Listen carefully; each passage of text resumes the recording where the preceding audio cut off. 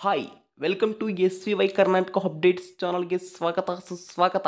ಈ ವಿಡಿಯೋದಲ್ಲಿ KCET 2024 updates, two crazy updates from today ತಪ್ಪದೆ ನೋಡಿ ಎನ್ನುವ ಒಂದು ವಿಡಿಯೋ ಬಗ್ಗೆ ಡಿಸ್ಕಸ್ ಮಾಡ್ತಿದ್ದೇವೆ.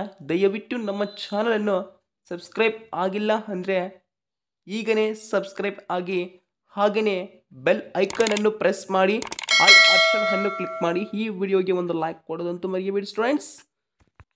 ಇನ್ನೊಂದು ವಿಷಯ, ಈ ವಿಡಿಯೋವನ್ನು ಎಲ್ಲೂ ನಿಲ್ಲಿಸದೆ ಕೊನೆಯವರೆಗೂ ಎಂಡ್ವರೆಗೂ ನೋಡೋಕ್ಕೆ ಟ್ರೈ ಮಾಡಿ, ಇನ್ಫಾರ್ಮೇಷನ್ಸ್ ಅನ್ನು ಪಡೆಯಿರಿ. ಓಕೆ, ಕ್ರೇಜಿ ಅಪ್ಡೇಟ್ಸ್ ಏನಪ್ಪ ಅನ್ನೋದನ್ನು ತಿಳಿದುಕೊಳ್ಳಿ ಸ್ಟೂಡೆಂಟ್ಸ್. ಓಕೆ, ವಿಡಿಯೋ ಶುರುವಾಗ್ತದೆ, ಕೊನೆಯವರೆಗೂ ನೋಡೋಕ್ಕೆ ಟ್ರೈ ಮಾಡಿ. ಇವತ್ತಿನ ವಿಷಯ ಟಾಪಿಕ್ ಏನಪ್ಪ ಅಂದರೆ two crazy updates KCET 2024. Okay, ಆ ಟೂ ಕ್ರೇಜಿ ಅಪ್ಡೇಟ್ಸ್ ಏನು ಸರ್ ಅಂತ ನೀವು ಕ್ವಶನ್ ಕೇಳ್ಬೋದು, ತಿಳಿಸ್ಕೊಡ್ತೀನಿ, ತಪ್ಪದೆ ನೋಡಿ.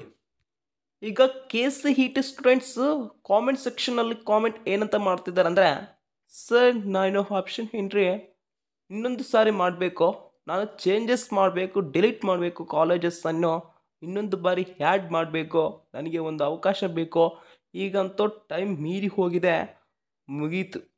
ಮತ್ತು ಏನು ಸರ್ ಮತ್ತೆ ಮುಂದೆ ಆಪ್ಷನ್ ಎಂಟ್ರಿ ಎಡಿಟ್ ಇರುತ್ತಾ ಅಂತ ಕ್ವಶನ್ ಕೇಳ್ತಿದ್ರು. ಹೌದಾ, ಆಪ್ಷನ್ ಎಂಟ್ರಿ ಎಡಿಟ್ ಬೇಕು ಅಂದರೆ ನೀವೇ ಕುಂದುಕೊರತೆ ಅನ್ನೋ ಒಂದು ಪೋರ್ಟಲ್ ಲಿಂಕ್ ಇರುತ್ತೆ, ಅದನ್ನು ಕ್ಲಿಕ್ ಮಾಡಿ ನೀವು ಅದರಿಂದ KEA ಅವ್ರಿಗೆ ಇನ್ಫಾರ್ಮೇಷನ್ ಅನ್ನು ತಿಳಿಸೋದು. ಇನ್ನೊಂದು, ನೀವು ಈ ವೆಬ್ಸೈಟನ್ನು ಓಪನ್ ಮಾಡ್ತೀರಾ, ಇಲ್ಲಿ ನೋಡ್ತಿದ್ದೀರಾ ಇತ್ತೀಚಿನ ಸುದ್ದಿ ಅಂತ, ಇದು CETonline.gov.in ಕರ್ನಾಟಕ ಅಂತ ಕ್ಲಿಕ್ ಮಾಡಿದರೆ ಬರುತ್ತೆ. ಬಂದ ನಂತರ ಇಲ್ಲಿ ಕೆಳಗಡೆ ಸ್ಕ್ರೋಲ್ ಮಾಡ್ತಾ ಹೋದರೆ ಅಲ್ಲಿ ಒಂದು ನಂಬರ್ ಕಾಣುತ್ತೆ, ಆ ನಂಬರ್ಗೆ ಕಾಲ್ ಮಾಡಿ ರಿಕ್ವೆಸ್ಟ್ ಮಾಡ್ಬೋದು. ಸರ್ ನನಗೆ ಈಗ ಆಪ್ಷನ್ ಎಂಟ್ರಿ ಮಾಡೋಕ್ಕೆ ಒಂದು ಅವಕಾಶ ಕೊಡಿ, ನಾನು ಚೆನ್ನಾಗಿ ಮಾಡಲಿಲ್ಲ ಆಪ್ಷನ್ ಎಂಟ್ರಿ, ನಾನು ಇನ್ನೊಂದು ಸ್ವಲ್ಪ ಕಾಲೇಜಸ್ ಅನ್ನು ಆ್ಯಡ್ ಮಾಡಬೇಕು ಮತ್ತು ಬ್ರಾಂಚಸ್ ಅನ್ನು ಆ್ಯಡ್ ಮಾಡಬೇಕು, ನನಗೆ ಇಷ್ಟವಾಗಲಾರದೆ ಕಾಲೇಜು ಮತ್ತು ಬ್ರಾಂಚ್ ಅನ್ನು ಈಗ ಡಿಲೀಟ್ ಮಾಡಬೇಕು, ಆ ಪರಿಸ್ಥಿತಿ ಬಂದಿದೆ, ನನಗೆ ಸ್ವಲ್ಪ ಹೆಲ್ಪ್ ಮಾಡಿ ಸರ್ ಅಂತ ರಿಕ್ವೆಸ್ಟ್ ಮಾಡಿ ಕೇಳಿದರೆ ರೆಸ್ಪೆಕ್ಟ್ ಕೊಟ್ಟು ಅವರು 1 or 2 days ಕೊಡ್ಬೋದು ಸ್ಟೂಡೆಂಟ್ಸ್. ಮತ್ತೆ KCET ಆಪ್ಷನ್ ಎಂಟ್ರಿ ಎಡಿಟ್ಗೆ ಚಾನ್ಸ್. ಓಕೆ, ಇದು ಕ್ರೇಜಿ ಅಪ್ಡೇಟ್ 1 ಆಯಿತು. ಇನ್ನು ಕ್ರೇಜಿ ಅಪ್ಡೇಟ್ 2 ಏನಪ್ಪ ಅಂದರೆ ಸ್ವಲ್ಪ ಶಾಕಿಂಗ್ ನ್ಯೂಸ್ ಅಂತದ್ದು ಸ್ಟೂಡೆಂಟ್ಸ್. ಅದು ಏನು ಅಂದರೆ, ಈ ವರ್ಷ 2024ನೇ ಇಸ್ವಿಯಲ್ಲಿ ಸುಮಾರು 3,47,608 ವಿದ್ಯಾರ್ಥಿಗಳು CET ಪರೀಕ್ಷೆಯನ್ನು ಬರೆಯಲಾಗಿದೆ. ಹೌದು, ಇದು ನಿಜ. ಅಂದರೆ ಇಲ್ಲಿ ಶಾಕಿಂಗ್ ನ್ಯೂಸ್ ಏನು ಅಂತ ನೀವು ಕ್ವಶನ್ ಕೇಳ್ಬೋದು ಮತ್ತು ನಿಮ್ಮ ತಲೆಯಲ್ಲೂ ಇರ್ಬೋದು ಸ್ಟೂಡೆಂಟ್ಸ್.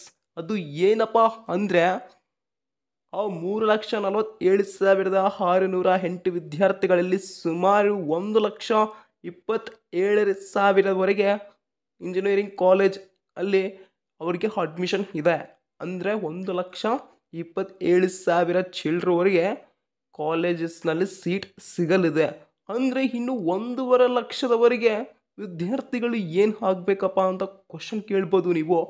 ಅವರು BSc ನರ್ಸಿಂಗ್ ಮತ್ತು ಆರ್ಕಿಟೆಕ್ಚರ್ ಮತ್ತು BPharma ಇಂತಹ ಕೋರ್ಸ್ ಅನ್ನು ಸೇರುವವರಿಗೆ ಇನ್ನೂ ನಾವು ಲೆಕ್ಕ ಹಾಕಿಲ್ಲ. ಹೌದಾ, ಇಂಜಿನಿಯರಿಂಗ್ ಅಥವಾ BPharma ಅಥವಾ FarmD, BSc ನರ್ಸಿಂಗ್ ಅಥವಾ ಹಲವಾರು ಕೋರ್ಸ್ಗಳಿಗೆ ಜಾಯಿನ್ ಆಗ್ಬೋದು ಅಲ್ವಾ.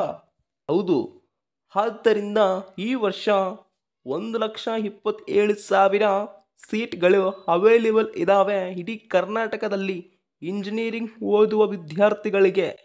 ಹಾಗಾದರೆ ಸೆಕೆಂಡ್ ಮಾಕ್ ಅಲಾಟ್ಮೆಂಟ್ ರಿಸಲ್ಟ್ಸ್ ಬಂತು, September 5, 2024 ಒಳಗಡೆ ಬರುತ್ತೆ.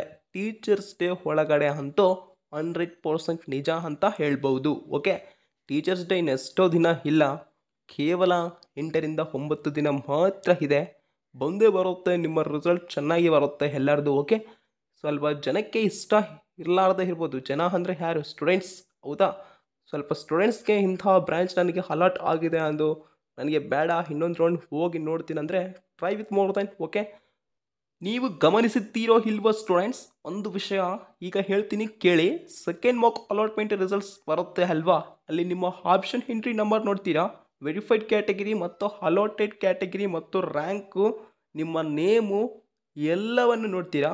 ಇನ್ನೊಂದು ಕಾಲೇಜ್ ಫೀಸನ್ನು ನೋಡ್ತೀರಾ, ಅಲ್ಲಿ ಆಶ್ಚರ್ಯ ಆಗ್ತೀರಾ. ಏನು ಇವಾಗ ಎಕ್ಸಾಂಪಲ್ ಇಂಜಿನಿಯರಿಂಗಲ್ಲಿ ಸಿವಿಲ್ ಇಂಜಿನಿಯರಿಂಗ್ಗೆ 1,20,000 ಇದೆ ಅಂದರೆ ಫೀಸ್, ಅಲ್ಲಿ ಆಲ್ಮೋಸ್ಟ್ 1,15,000 ಅಥವಾ 1,16,000 ಚಿಲ್ಲರೆ ಬಂದಿರುತ್ತೆ.